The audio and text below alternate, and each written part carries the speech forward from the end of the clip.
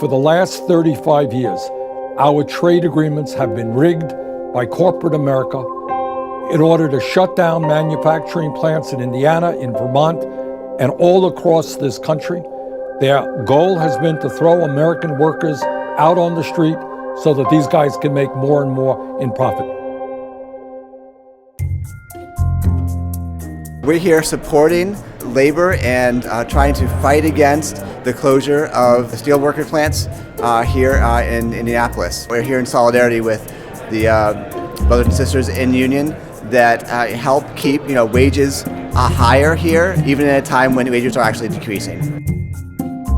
The working class people, manufacturing in particular, we've been under attack for some time. We can compete quality-wise, profitability-wise, but enough's never enough. And because they pay the Mexican workers $3 an hour, people's losing their livelihood. Since the passage of NAFTA, we have lost nearly 5 million decent-paying manufacturing jobs, including over 84,000 in Indiana and more than a few in my small state of Vermont. Rexnord in particular, corporate greed, 300 jobs leaving to Monterrey, Mexico.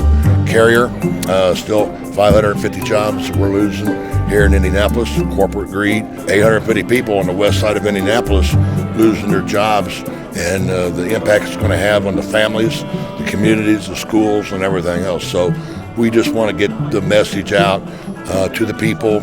We're not a bunch of greedy people. The only thing we want is opportunity to work. We used to be a country which manufactured products, but in the last number of years, 60,000 manufacturing plants in this country have been shut down. That is a disaster. We need to expand collective bargaining rights, and we need to make it easier, not harder, for workers to form a union. Unions are the ones that fight for higher wages and better working conditions. When a non-union plant closes, they don't have any advocacy. You don't hear about it. They don't make noise. So the only people making noise are the collection of unions. The corporations, which also help run some of the media, lie about, unions just are greedy. They, are overpaid. I went to business school. I was told unions are the problem. They're hard to work with. Well, yeah, they're hard to work with because they're fighting for the workers that are the backbone of the country.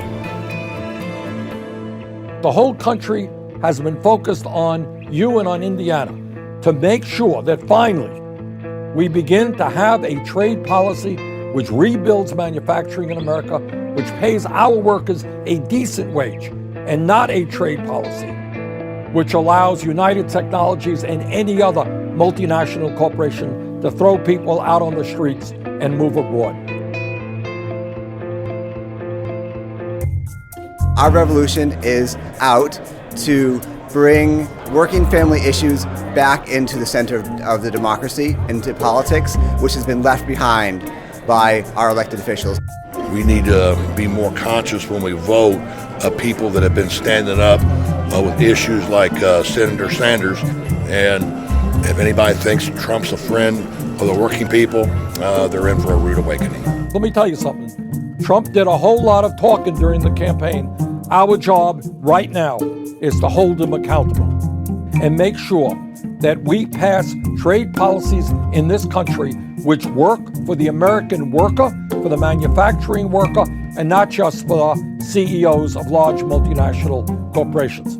All right, keep up the great work, and I look forward to visiting with you in the not too distant future. Thanks very much.